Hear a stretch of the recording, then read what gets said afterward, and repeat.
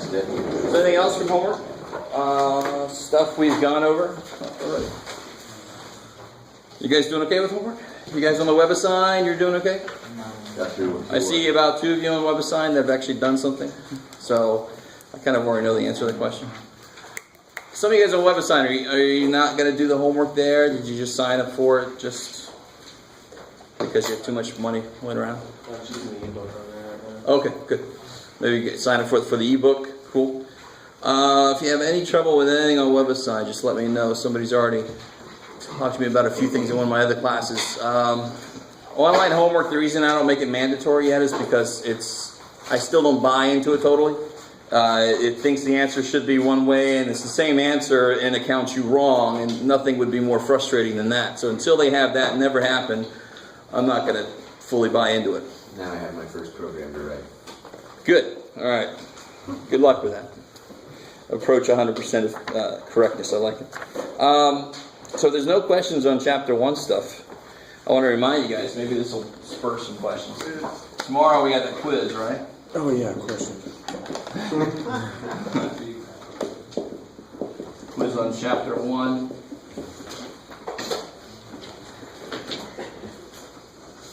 Alright, so that was a joke over that way, right? Yeah. Okay, so our first graded thing tomorrow. For real? Okay, It's going to be cool. hard. Huh? Yeah, oh god. The quizzes, I try to make quizzes pretty to the point, pretty bare bones. Okay, so I try. But it could be from anything in Chapter 1, which is a lot of stuff, yeah. Okay, so there's nothing else. We're going to get into Chapter 2. Yeah. And Chapter 2 introduces something that should be kind of old hat for us, but let me kind of just dive into it like none of us have ever seen it before. One way to think about functions. So I could have a relationship between variables. All right, so I can have two variables that have some relationship.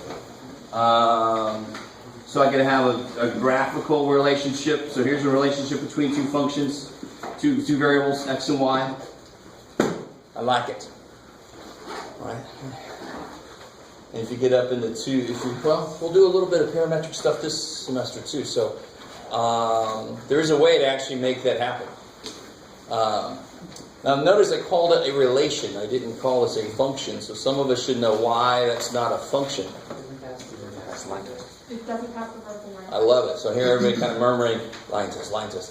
Where the hell does that come from? So a relation by itself just means that given some x value, you're going to relate some y value to it. And a relation doesn't care if there's several related to one. So if this is x value of -1, maybe it relates 7 to it, 5 to it, and -1 to it. You guys with me? So that's why we call that a relationship. It's a relation between x and y. So that could be almost any damn thing you can imagine. Functions are a little more precise.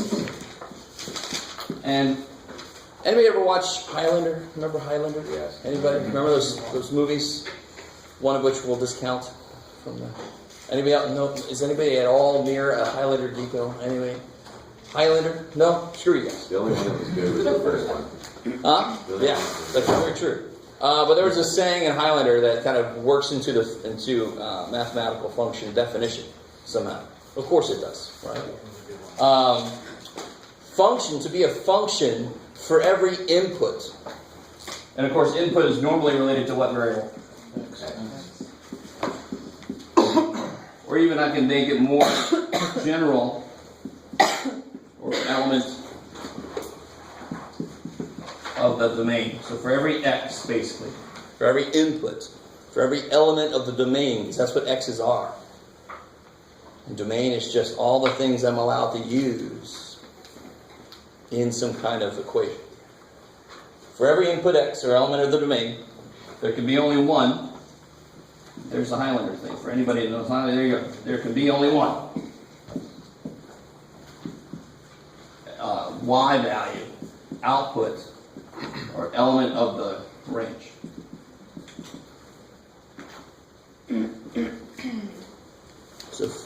the shortcut for that is for every x, there could be only one y. Right? So this guy obviously fails. Right? And I picked specifically a spot where it fails. For this one value of x, there are three values of y. So that's totally obviously not a function. Right? And now you can see why the graphical interpretation of this definition is the vertical line test. Right? Because why, real quick visual, why does this not work? Because if I see a vertical line at -1, it goes through more than once. Good, so the vertical line test is just the graphical interpretation, vertical line test. Cool. All right, how are we doing so far? This should be old news. We should all know how to identify a function. Or if I ask you to draw a graph that is not a function, that's pretty easy. What would you make it do? Cross a curve. Come back on itself. It doesn't have to cross itself, but it has to just kind of go out one way and go, no, I got to go back home. Right? That can't work. Now here's a slightly less mathematical kind of thing. Why would, and this kind of goes along with why in the hell would we need to identify functions? What's special about them? Right? It's a really good question. Not just so I can make some stupid Highlander joke that nobody gets anymore. Right? But in real life, if I throw a ball to you, at some point, maybe it takes like 3 seconds to get to you. Right? You're over there, I throw a ball to you, it takes 3 seconds to get to you. At 1 second, it's somewhere. At 2 seconds, it's somewhere, and so forth, right? So, if I'm standing here and I throw the ball, you're standing over here, hey, and I'm over here, and I throw a ball to you. At 2 seconds, it's somewhere. So if I ask you, at 2 seconds, where's that ball? And you say it's 10 foot up in the air and it's 3 feet down below. What? What kind of weird, is this a Portal game? What is this? Even Portal has to have it somewhere. It doesn't quite work. You throw it in and it comes out the other side, maybe it would work. I like that. So if I have this, if I'm here and I throw the ball and somehow its shadow counts as a ball too, right? You kind of with me? Now, often I would talk about a rocket, and people would argue, maybe it broke up and shit. But, the ball, unless there's some dude with a samurai sword, you just got nothing else to do but come through and cut little kid baseballs in half. That ball is going to be in one place, right? So for every input, in this case the input would be a time marker. There can be only one output, which would be where the hell is the ball, right? If I ask you, where were you on the night of September 15th, 1998, some of you guys would say, I was very, very young. But you're not going to tell me, well, I was at the 7-Eleven in the corner and I was over at the ball. What? Wait a minute. Okay. How are we doing so far? Is that cool? So now I think a lot of us get taught, this is not really the only reason, but if I know it's a function, I know it could model something in real life in those kind of situations. You guys semi with me? Okay, so that at least is a little motivation. I always want you to understand, why did we have to go and take a group of these and give it its own name? There must be some reason math people did that. Okay. And there is. Alright. So, of course, I'm going to ask you questions directly related to the definition of a function. So, for example, is this a function?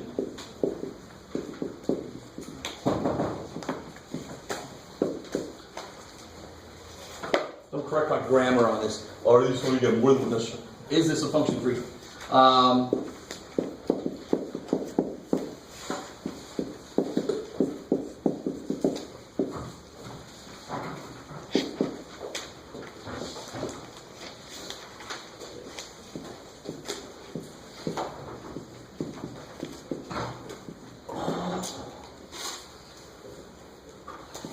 Something strange going on out there.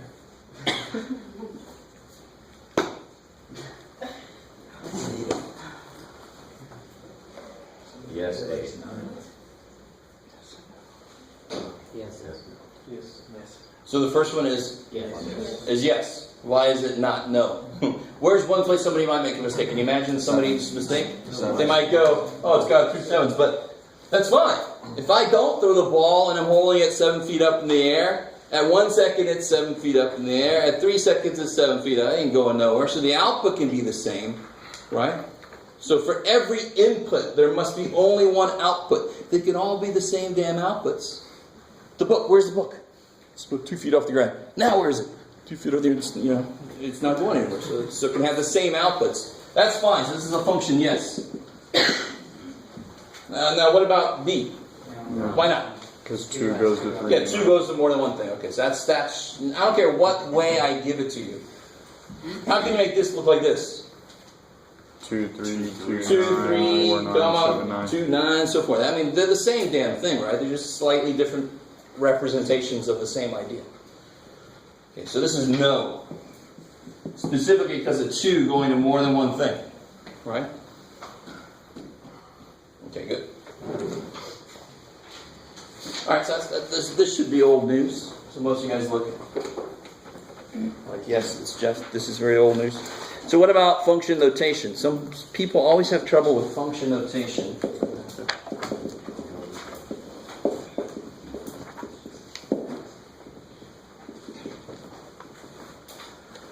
For some reason. So if I said cost of something is let's say what's C of 20, and then what's C of A?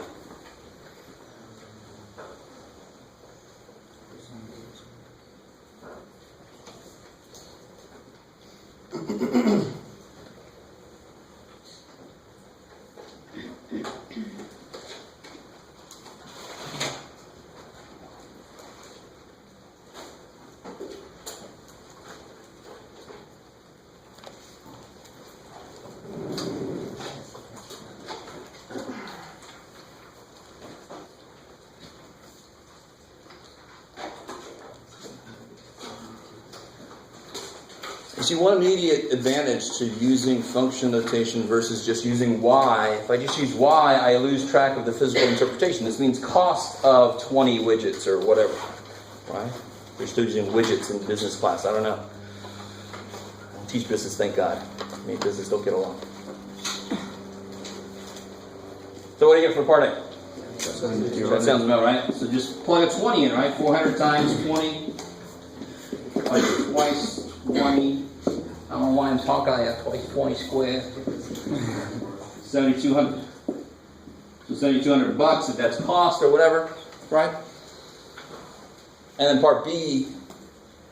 Yeah, some people tell me it's this times A or something, but if C of X is 400X minus twice X squared, C of A is 400A minus twice A squared, it's just whatever the hell is there gets plugged in.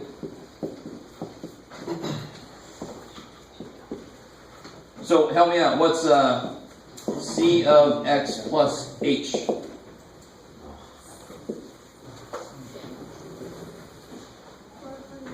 Don't say it out loud yet. Sorry. Why does the book use the A of H? A plus H. Why? Oh, because you're going to see it in calculus if you do go to calculus. Even if you don't go to calculus, you're in pre-calculus, so we're going to pretend like you will. I was just curious. Oh, yeah. So they want you to go into calculus and not being freaked out by that when you see it. They want you freaked out now. Is that why you use A too? Because you see A in calculus? Yeah, you see A. To be honest, when I teach it, I kind of don't teach that way too much because it's stupid. Oh. I mean, it's not as good. So what would this be? 400 times X plus H. Yeah, times X plus H minus twice X plus H squared. Good. You can't just put a plus H at the end. So whatever the hell is in here, the whole thing gets put into where the X is. Okay. So in one sense, allow functions to be remarkably simple. They're very simple-minded. Whatever's there goes in place of X. Yeah. Oh yeah, so to simplify this, you would distribute, FOIL this thing out. Cool. But once you get it plugged in, then distribution and foiling are easy, so you can do that next. Okay, cool. Let me do one thing here, just to go even a little bit further.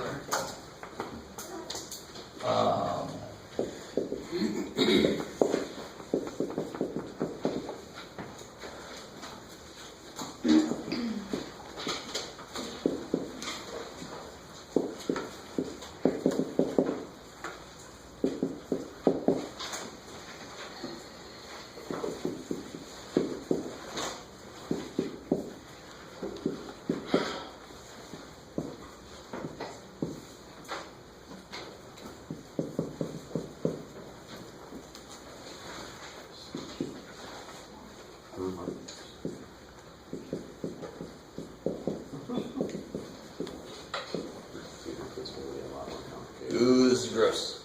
I start off really easy on part A, and then I immediately make it disgusting. Oh, yeah. So I want each of these simplified as much as possible. Call whoever if you need some help.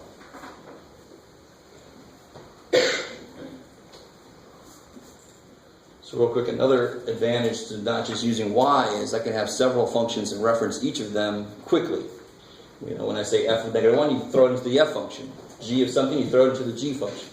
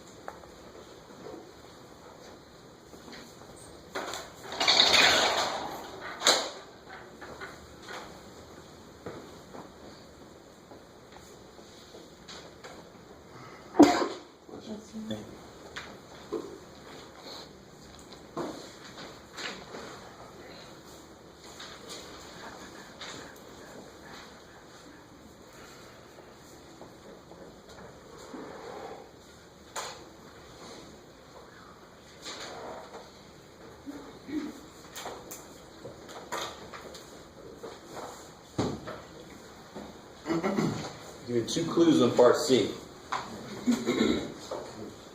I would figure out what this was first and then plug it in just to kind of keep things a little bit simpler. And you should be able to get it all the way to the point where you can cancel H.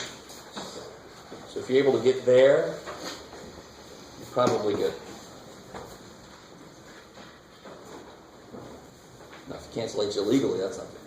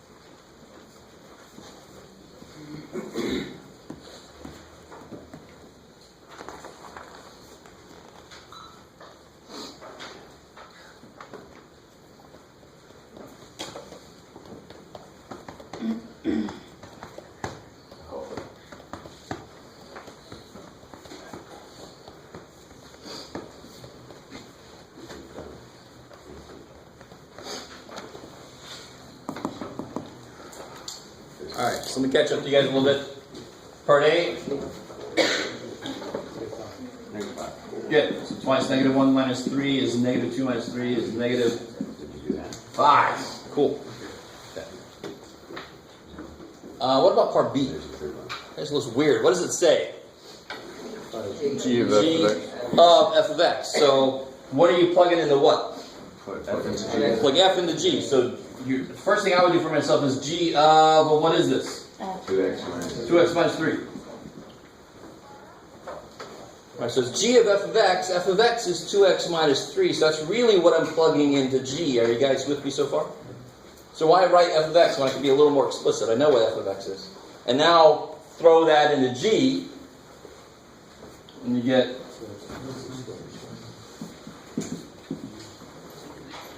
cool. And if you fall it out and all that kind of stuff, what do you get? 4x squared minus 12x plus 8. Good. So you'll get plus 9 minus 1 plus 8. Cool. That should be it. That's it, yeah. So you box it up. There you go. That's the answer. And then what about, now part C, like my suggestion was to do the g of x plus h work on the side, just to keep ourselves straight. So g of x plus h would be x plus h squared minus 1. Is that cool so far? Plug an x plus h into g. And then what do you get there when you work it all out? X squared plus 2xh plus x squared minus 1. I like it. So that's what I'm putting here. That's what I'm putting here. And the next big mistake people make is they're not careful with that minus.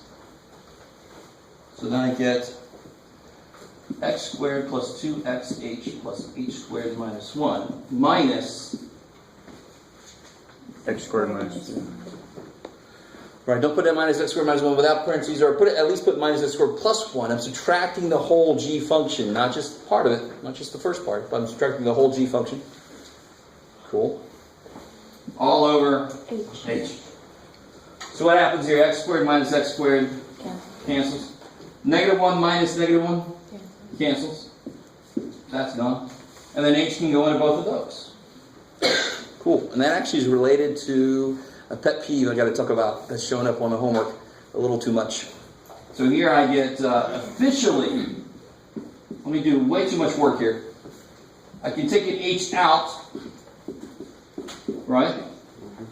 So that's why an h can cancel, because it can come out of both of these. Right. You guys with me so far? So this is 2x plus h. Now what we just did is algebra. There's no question about it. If I did one extra thing to it, it would immediately be calculus. It's crazy. Calculus starts here. And I don't know if you guys have really seen that. Watch. Let me see what I did. I want to do two things. You ready?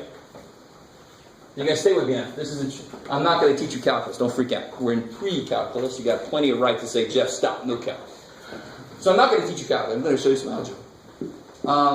If I have a point x and a point x plus h, and I got my g function, let's say. This is my g function. So this here would be g of x. Is that cool? The output at x would be g of x. You guys still with me? Or some g of x is the output, right? Yeah. And then the output for x plus h would be g of x plus h. What's the slope between those 2 points? I like that. I love that answer. That's awesome. It's based in nothing, but I like it. It's not. I don't know where these outputs are. This is not a number. I could have put this way down there. I just did this to make it easier to look at. So I don't know where they really are. I just arbitrarily put them somewhere. How do you find the slope between 2 points? Yeah, y2 minus y1 over x2 minus x1. What's x plus h minus x? H. So I get that, don't I? So this is the slope of g between the inputs x and x plus h, right? That's the slope of g. But not at any specific point, really.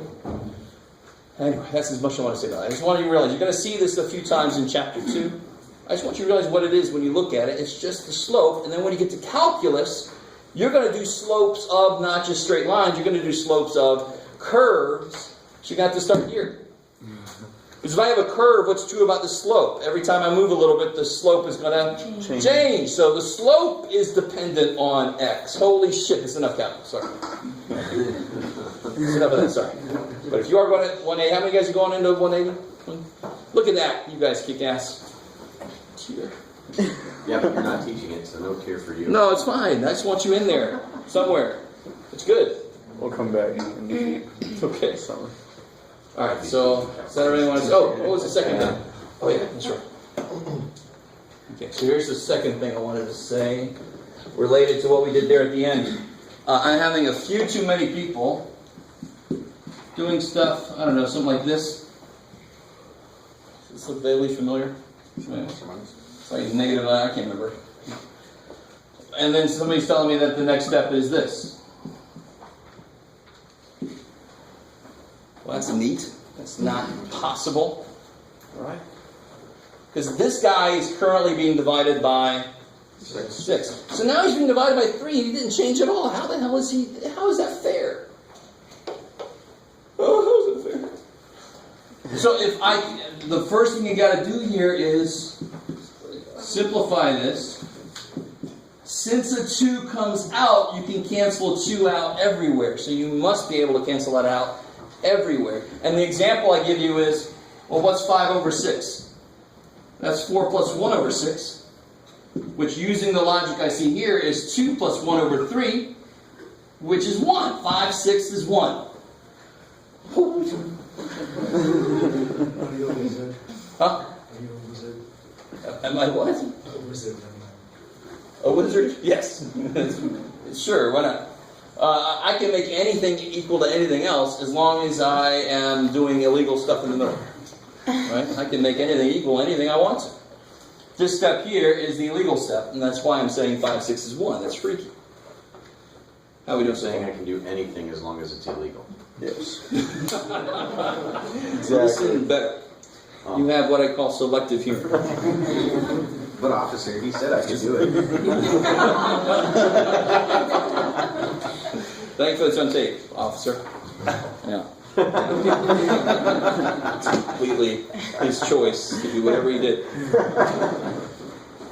I see the other reason I did it too. Alright, does that make sense? I mean, that's a really simple mistake that just makes your teacher feel horrible when they see it. Trust me. It's a really simple mistake to make, so don't feel horrible if you do it sometimes. Just start to build it in, that this should be like scratching the chalkboard. It should just be not possible for you to do that. It should be like, I can't do that. Hello. Okay. Oh, let's see, what else we got here? Oh, good. All right. Let's move on to a little bit of freakiness here. How many of you guys have ever heard of piecewise functions? Right, sounds like smart, peaceful things, but piecewise.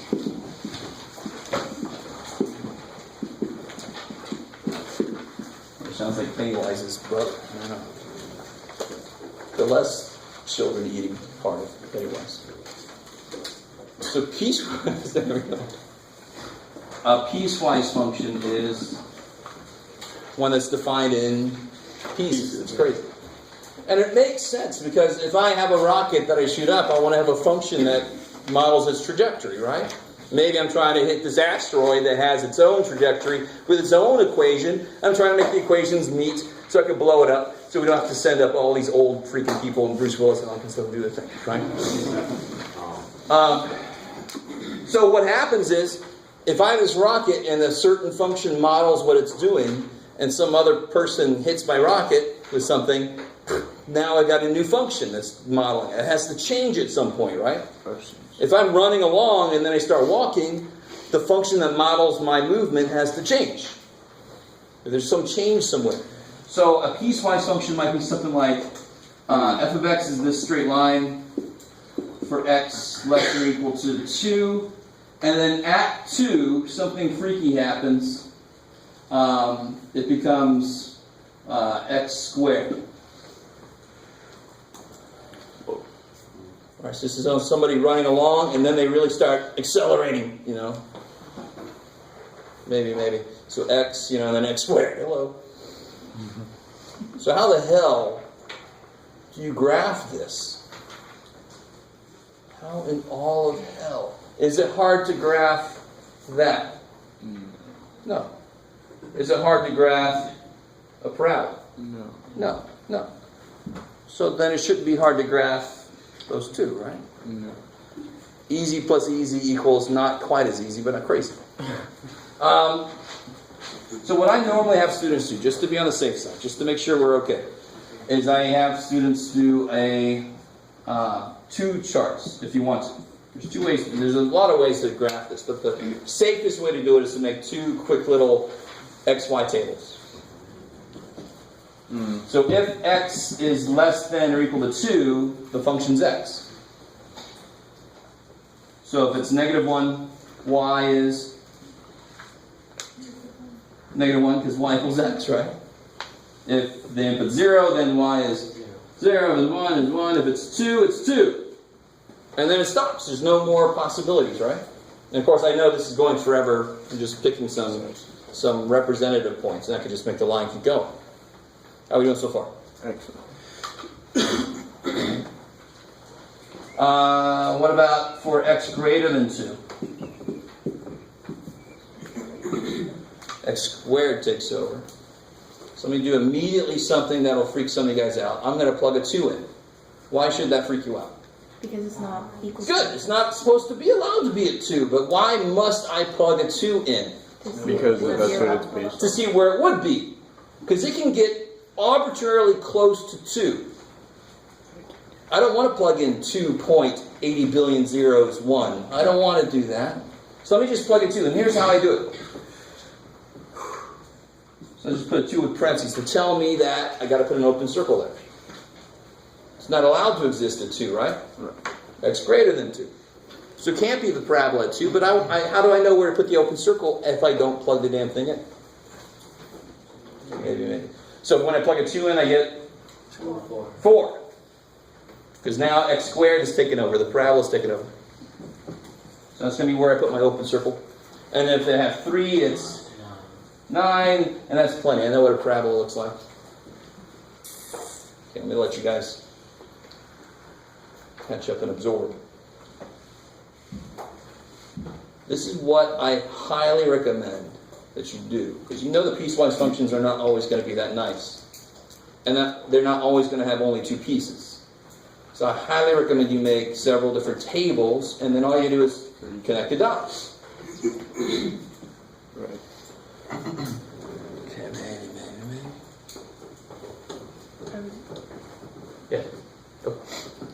So now I got this. Let's see.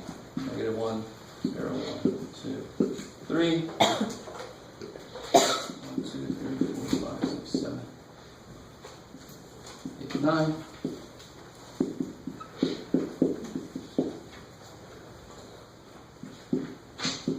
Okay, cool. That should play. Put you over there just because. So then you just, now you got -1, -1, 0, 0, 1, 1, 2, 2. And when I draw my line, I just got to be careful that I make it a solid line. Okay, good. I like it. So it's got to be solid line. There's no inequality here. But it's not technically going to be a line, is it? It's not really segment. It's array. I love it. Look at that shit. Now, you don't have to remember array, but it's nice that somebody did. So array has a definite starting point, and then it goes in forever in the other direction. A line has to be able to go forever in both directions. So I just have to have the line stop at 2, because that's as far as it's defined to be a line. What happens at 2? It becomes a parabola. I like it. Cool. How are we doing? So then at 2, where's the parabola want to be? 4. 4. Now if I do this, how do I know I'm wrong? Because it's an open colored circle. it in. It's supposed to be an open circle. How do I know I'm wrong just looking at the graph? It's not on it. Has 2 outputs for 1 input. I love it. It's not a function. It's supposed to be a piecewise function. So if you ever have, and the biggest mistake I see is somebody takes this too far, And then you have another function, and then, no, it doesn't pass the vertical line test. So immediately do a vertical line test when you do a piecewise function. Just make sure you didn't make that simple mistake. Don't make that mistake. Right? So then the parabola goes 2, 4, and then 3, 9. And of course, it looks like a U. Cool. Yes, sir? Is that supposed to be an open circle or is it? It's supposed to be open. I forgot to change it. I mean, the whole point of it, and forgot to change it. Thank you. No, you're good. You're good. It can't be closed. Then it wouldn't be a function. So this passes the vertical line test everywhere, especially right here, the most important point. It only exists at one place. Coolness. So then at 9 we can do a closed circle, right? Totally, because it's allowed to go through 9. Yeah. So how do you do that then? Since you have the 2, 2, and then you have the 2, 4. Well, 2, 2 is the. Oh wait, never mind. I got you because it doesn't Yeah. count. Got it. 2, 4 is in parentheses, which tells me I'm going to put an open circle there. Right. It doesn't count. I like it. So the homework it'll ask you for interval notation. Could be. It That does. could. Okay, good. I like it. That's obviously an option here. So the domain of this. What's the domain of this? -1. Yeah. Think about what x's are you allowed to use. Negative infinity. Good. Don't look at what we used. What am I allowed to use? I'm not going to use everything I'm allowed to use. That would take a little too long. So I'm allowed to use anything from negative infinity, To 2. All real numbers. all real numbers, up to infinity. Does every x have an output? Yeah. Yes. There you go. So please do not do this. Don't do this. Oops, got it, Jeff. Technically, you're right. But it's the same thing. But it's a silly way to write this, right? Don't include 2, but then pick it up. Put them together then. That means you don't skip anybody, right? You guys with me? Okay, good. And then the range, of course. Gotta be careful here. What's the range? So it's a negative. Yeah, negative infinity Up to 2. to 2. What do I put on the 2? Bracket, good, because it's a closed circle there. Yeah, union, parentheses 4 to infinity. I love it. Kick ass. Right? Domain is x's. What x's have outputs? Range is y's. What outputs come from x's? Right?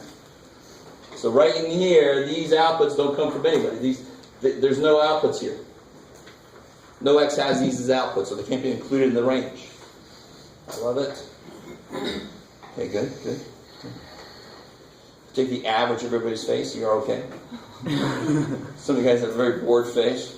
I've done all this stuff before. Some of you guys are like, what the hell's going on? So let me let you try one. What did I say? Was it mean? Did I say something mean? No, I'm a math teacher. I'm I was supposed thinking it after. to be mean. Let's see. You guys try this one.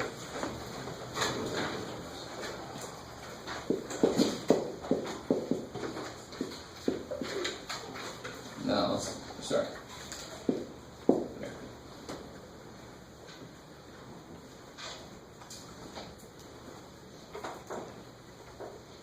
You can do it, Jim.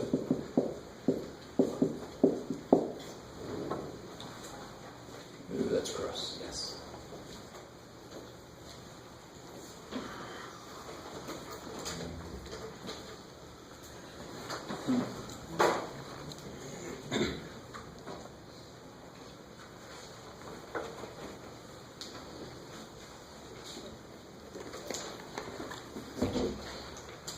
Very quickly, when does that survey due?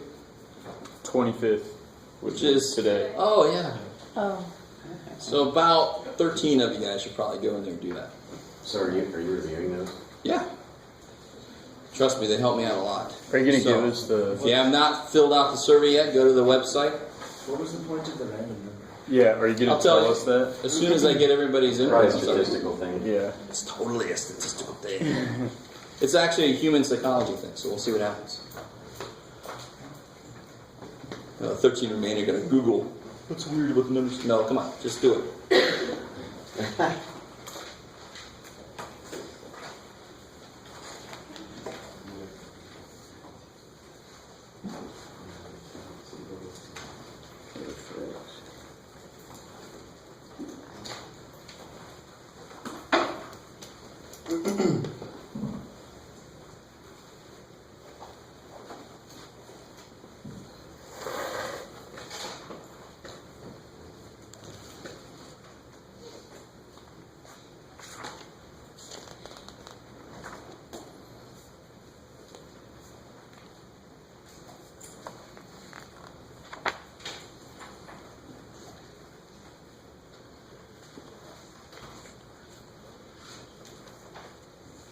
One.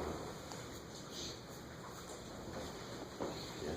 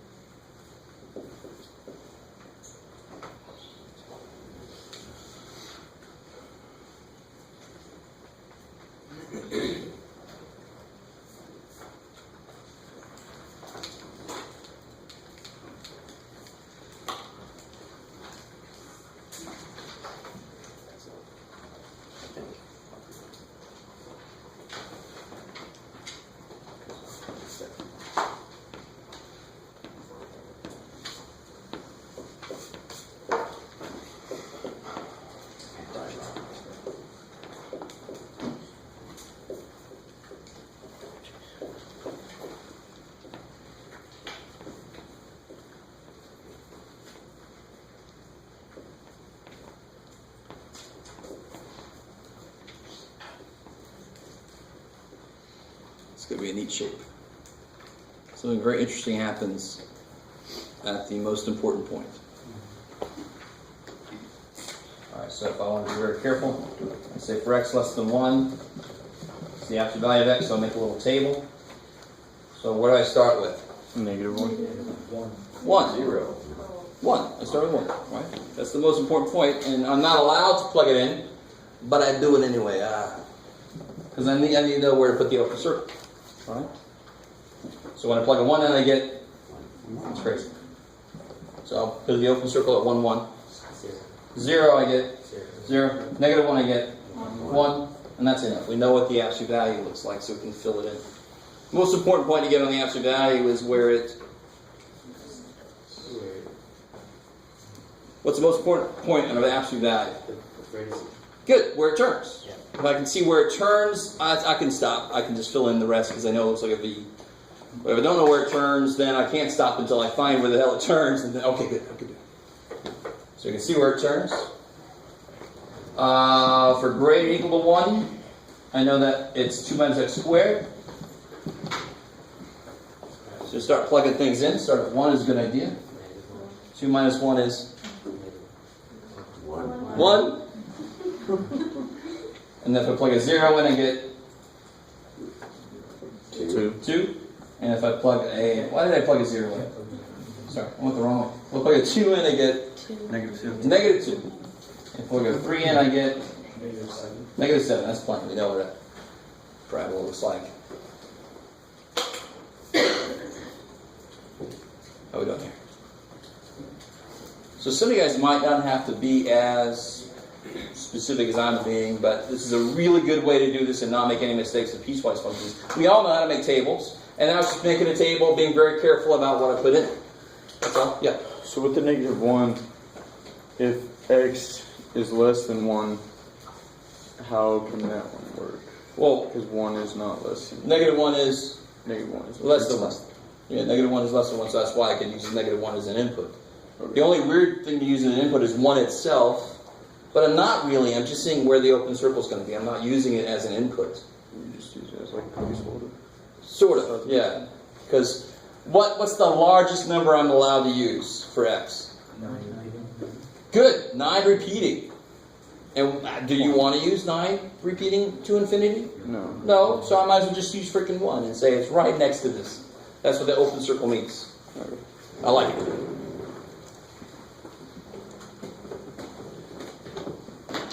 So I'll see what this thing is going to look like. Yes. It's going to look kind of weird, I agree. So we got 1, 2, 3. -1, -2, that's plenty.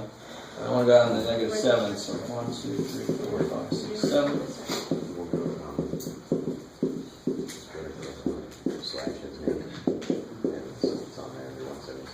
Okay, cool. Let me say this real quick about graphing. If somebody turns in a paper and their graphs look like this,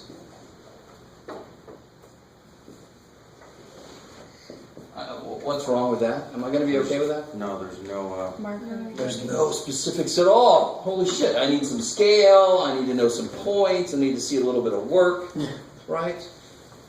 Don't do this to me. So trust me, if you are anywhere near as messy as I am and horrible in handwriting and stuff, I desperately need you to go get some graph paper. You can actually print it out from online if you want. Just go invest in a pad of graph paper. You with me? Especially love my anal retentive students. I love you guys with the color pencils and stuff. That just kicks so much ass, right? If I were a student in my class, I would probably kick me out. I wouldn't want me as a student in my class. Because I'm a horrible student. I would always try to put as much as I could on one piece of paper. My poor teachers, I hated me. So be the good student. So for this piece, at 1, 1, I'm going to put open circle. And then it's 0, 0, and then it's negative 1, 1. And I know that absolute value looks like a V, right?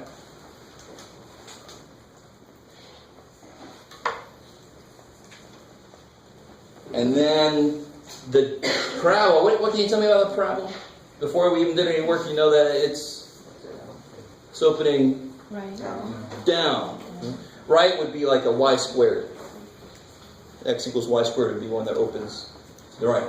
So here I got 1, 1. So what's special about this piecewise function? The first point I want to plot is 1, 1. So it fills that circle in. And then it goes 2, negative 2, and 3, negative 7. So then it goes down from there. Right, maybe not so extreme, but you get the idea. I like that. That's neat. All right, Jeff, here comes my OC. Okay. I like that. So this is, they came in for a landing, and then they went up a little bit. They deployed the drill, and then they drilled into the plane. Or whatever you want to do. You know, like, it's just points, man. Come on. So this could represent something physical. Now, I forgot to mention that last one we did, which I've told you, it had an open circle and a closed circle deal, right? Mm-hmm. Could that have been a physical possibility? So that means that at 2 seconds you were here, and then at 2 right, and a millisecond you were there. Yes. So that's Star Trek stuff. We're not there yet, right? We basically got their communicators, but we don't have the transport. I'm sorry, we don't. So not even when you switch a light on would that be represented by an immediate jump, because the current actually has to build. It just builds so quickly that humans think, oh, it's immediately on. No, it's not. Right? So there's really nothing that would be immediate like this. Yeah. Yeah. Well, actually, there would be if you want to get into what they're doing with physics and stuff. But physical, observable stuff, no. You guys kind of... I'm not going to say I was walking along and then I decided not to be there anymore, so I decided to be there instead. That would be neat. That would be really kind of neat to be able to do that. Hey, jumper they can. Jump, yeah, with jumper, yeah, it's funny. With what's his name? Anakin got another job. Like 80% are like, what the hell are you talking about? Just stop it, Jeff. You're not funny. Just do math. Oh man. Okay. So how do you guys feel about that? I mean, piecewise functions are nowhere near as hard as some students tend to make them, because a lot of people try to just do it, and I'm like, how the hell are you going to just give yourself some stuff to work with, and it's so much easier. So the domain and range would just be all real numbers for this? Yeah, so, and for domain and range, they would both be all reals, because there's no gaps anywhere. I like that. So I can use all the x's, because that goes forever, and that goes forever over, right? And I can use all the y's, because that, and again, they cover the whole y-axis. There's no gaps anywhere. Are you with me? So how would you write that? So you could say domain, or you could use the symbol R with an extra tail, an extra spine, I guess. It's like you demand the R with 2 spines. You guys have seen that symbol before for real numbers? Yeah. Some of you guys have. So make an R and put an extra spine on it. That stands for real numbers. All real numbers. Or you just do negative infinity, that's all real numbers. Cool. Or you just write all real numbers. Okay. If I don't say a specific way, you can just give it to me any of those ways. Okay, cool. All right.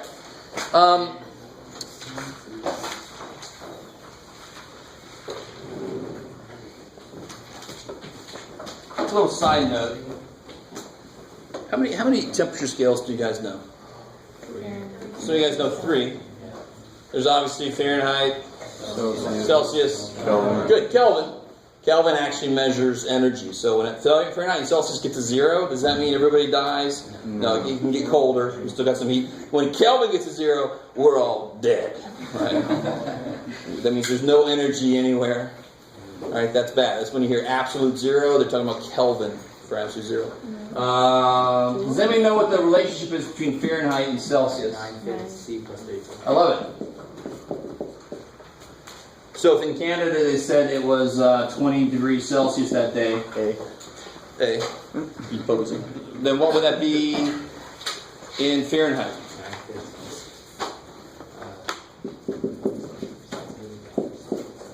20. Yeah, just plug a 20 in, right? So all the conversion formulas are functions themselves because the input is the old units and the output is the new unit, whatever you want to use instead. Right? So on a 20-degree day in Canada, here we'd say it's 68. 68 degrees Fahrenheit. Cool. I like it. I don't know if you guys, do you know where that came from? What's boiling? Does anybody know what's boiling in... 212. Yeah, in Fahrenheit, it's 212, which of course makes total sense. It's 100 in Celsius. Now let me be more careful how I build my points. Somebody help me out. In this function, what is considered to be the input? What's the x? C. So when I write these out, so Fahrenheit is the y, it's 212. Celsius, it's 100, because Celsius is basically the metric temperature scale, right? 100 is boiling, 0 is freezing. That just doesn't make enough sense for us, I guess. So this is 100 for freezing. For Celsius, it's 0. Of course, for us, it's 32. Of course, it's 32. Just makes sense. So you can see here what's special about this point. It's the what point? Not physically, but graphically, algebraically. This is the y-intercept. I love it. So or f-intercept, right? mx plus b. So the only thing we're missing is the m. And of course, to get to the m, I just take 1 minus 1. yeah, 12 minus 13 is 180 divided by 100. Is 18 over 10 is 9/5. Bam. So that's where that equation came from, right? Cool. I love it. So any conversion kind of formula is a function itself, of course. Because for any input, it's got one output. I like it. Okay?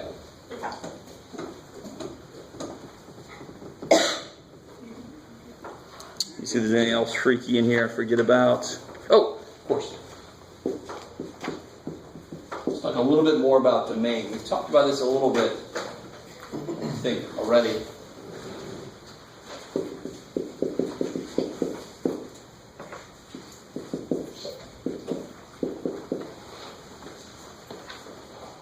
Maybe tell me what the domain of this thing is. All numbers except 7. I like it. How'd you get that? Because it can't be 0. So the restriction in English is the bottom cannot be 0. So in Mathish, the bottom can't be 0. So if you can say in English what the restriction is, translate it to math, solve it, you found the domain. Right? Works for every function you can imagine. You say it in English, make it into math, solve it, add 7, x can't be 7. Cool. Don't say x equals 7, I'm going to mark something off, because if you say x equals 7, you tell me that's the only thing I can use. When I say what is the domain, you have to tell me what am I allowed to use. So I can use anything except 7. How do I write that as interval notation? 7. Parenthesis. And forward. Good. So I always look at this as saying skip. Negative infinity to infinity, skip 7. I like it. Now, could it make the bottom something you'd have to factor? So you would factor it, and then you can see the 2 things that it doesn't, or 3 or whatever. You guys kind of with me? So anything that's rational You focus on the bottom. What makes the bottom 0? That's what I got to throw out. Domain is everything else. What about this here?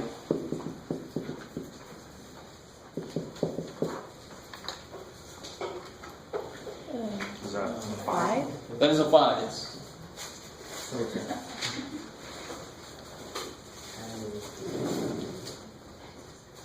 Is it greater than 0? Any greater than something. or -8? Actually, no. It's all Second? all real numbers. Yes. Square roots, fourth roots, sixth roots, any even root cannot handle a negative input because then it would become complex. So we're still talking about, when I say domain, I'm talking about real numbers. You with me? But this is a fifth root. I can take an odd root of any negative number I want to. What's the cube root of -27? -3. So odd roots are completely laid back. They're like, whatever. Because when I cube something, do I change its sign? No. That's why roots are able to go backwards for odd powers. They don't lose their sign. But when I square something, 2 squared is 4, -2 squared is 4. Right? So that's sort of related to why even roots are less laid back. They can't handle negative inputs. Because I can't get a negative output for squaring something. You guys kind of... Okay, maybe. So this one is let it be easy. All right, so the domain would be all reals, or all reals, or whatever. So, of course, it's only if I do this. Let me be really evil now.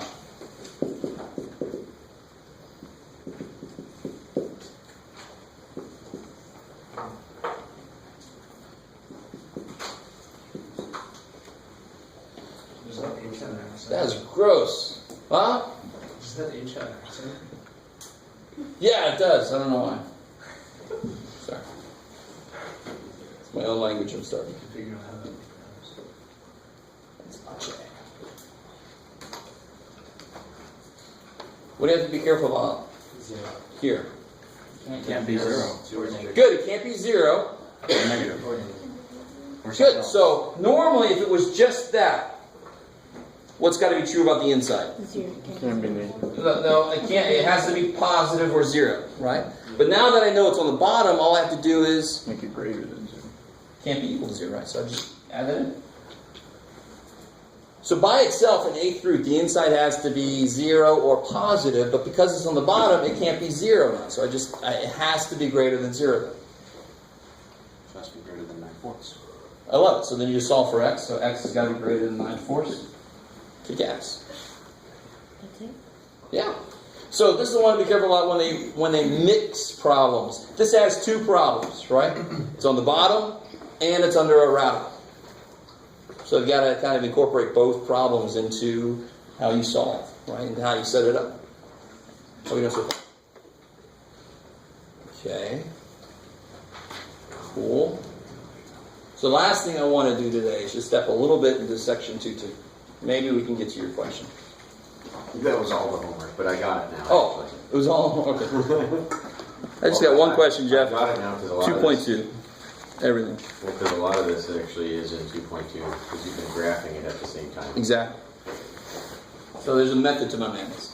Because in chapter 2, we're going to learn something that you might not have learned too well before. I think we've talked about it earlier, and that's translations, or it's more generally called transformations. So I can translate a function, I can pick it up and move it around. So we were doing it with a circle, remember? Circle's normally 0, 0, and then we moved it around, and we can see it's HK, and I can make it move. You with me? But we're also going to talk about how to make things compress, how to stretch them in both directions, right? How to reflect them. We're going to go crazy with... So I don't know if I've told you this. Did I say this on the first day? Maybe you won't leave now if I say this now. But basically, pre-calculus is what I like to call graphing hell, right? And not because I'm going to make it hard, but because we're going to do a lot of graphing. Because for those of you who are going into calculus, you don't want the graphing to be the problem, because on top of that, you got to learn the freaking calculus. So we want you going in there with all these graphing tools, so then you can just use them when you need to figure out the calculus. Okay, with me? So that's really what pre-calc does, is it just wants you to just study the hell out of graphs. So we're going to do a lot of graphing here. Oh, shit.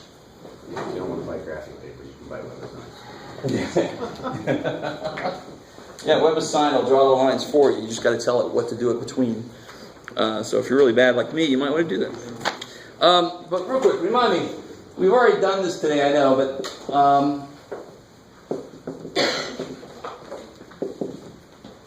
of course, if f of x equals x, what's that basically look like? Straight line, yeah. Okay, one, blah, blah. If f of x, so 1, negative 1, negative 1. And 0, 0. Okay, good. So we got our anchor points. That's what I call them. My anchor points. Because then if I want to shift this around, I can just move those points and then redraw the graph. Absolute value of x. What are the anchor points I could use? 0 is 0. 1 is 1. Negative 1 is 1. And of course I know it's absolute value, so it's not curved. Because what's the degree of this? First degree, right? Degree is basically the power if you add up all the exponents, and there's only x. So first degree, it's got to be straight. It can't be curved unless it's anything else than first degree. So if I had x to the 2/3, it would curve somehow. X squared, we know it curves, so forth. Are you with me? So that's why it's got to be straight lines, but the poor little dude's like, I can't go negative shit now. And of course, x squared, same idea. Same exact anchor points. Right? But now, of course, we know it looks like a U. What does square root of x look like? What are its anchor points? 0. Good. 0, 0. 1, 1. 1, 1. 2, 4. And careful. 4, 4, 2. 2. So there's the, of course, the square root looks like a parabola that fell over and lost its bottom half, right? Okay. Oh, let me see. Am I leaving anybody out? X cubed. This is really any even power looks like this, basically. Just really gets interesting. If it was x to the 100th power, what happens when you put really, really large powers on things? Get really, really small. Skinny, yeah. I mean, yeah, but be careful. There's something else that happens too. Because notice, if I put a straight line in, see that how the parabola is below it? So when I square it, that curve goes below. If I cube it, it goes even a little bit more. 4th power, it goes even a little bit more. So after 1, 2 to the 100th power is, of course, stupid big. Right? 1/2 to the 100th power is basically almost, careful, 1/2 to the 100th power. What's 1/2 times 1/2? 1/4. What's 1/4 times 1/2? 1/8. Now do that 97 more times. You're going to be basically 0 just about. So what this looks like, you can graph this on the calculator if you want to. Yeah. Is at 1 and negative 1 is still, and 0 is still there. But now it goes just about like this. Especially on that scale. That's kind of neat. On that scale, the calculator can't represent the curve really well because it just shoots up so fast. You guys semi with me? So if you do 0.9 to the 100th power, somebody help me out. What's your calculator say? Is it able to handle it? What's 0.9 to the 100th power? My hand won't work. 2.656139889 Times 10 to the negative fifth. 0.9 to the 100th power is basically 0 for most humans, right? It's 0.0002 whatever he said, right? You guys got it with me? But then 1 to the 100th power is 1. Holy shit, it shoots up so fast the calculator normally can't handle it. So if you want to try to graph y equals x to the 100th power, it's going to look like that. Freaky. A cubish view looks like what? Same exact anchor points, except 1 cubed is 1, of course. 0 cubed is 0. Negative 1 cubed is negative 1. So then you get this parabola part here, and then the other side of it just fell out. Right? So I call that cubish. So any odd power on the x makes it cubish. A colleague of mine calls this the giraffe graph because he had a leg there. And I always joke him that But then the giraffe lost his leg. It's really evil, so he chopped his leg off. So the giraffe's going to go, oh shit. I heard it called the John Travolta. John Travolta, I like that even better. I got to call it now. This is the JT graph, the John Travolta little disco. I like that. I haven't heard that one. What do you think? Whatever.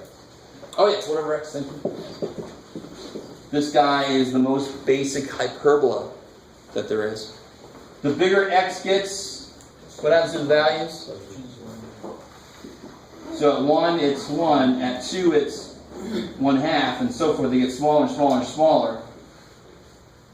And the smaller the inputs gets, what's 1 over 1/2? Bigger. What's 1 divided by 1/2? 2. There's 2 halves in a 1, right? So they get bigger, bigger. And of course, what happens at the axes? I know I'm not done yet, but I've only got half of the graph. What do you call this? Good, because can this ever equal 0? No. What's the only way a fraction can equal 0? If the top is 0, what's the top? 1. They ain't never going to equal 0, is it? But it's going to get really freaking close. What's 1 over 18 billion to the billionth power? Really? Really close to 0. How we doing? And of course, the whole thing happens on this side. Negative inputs will end up with negative outputs. So it's just symmetric kind of thing there. So it's our most basic hyperbola.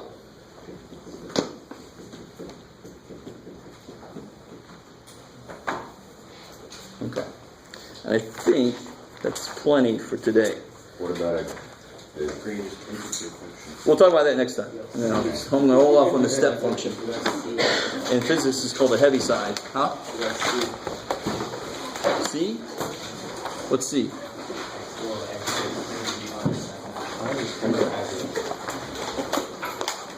It does look like that. Yeah. Oh, we'll talk about root functions too. Yeah. Cube root and stuff like that. So if you haven't done that survey, please do it for me. Thank you. It's not the end of the day yet, so you got time. This is how you would write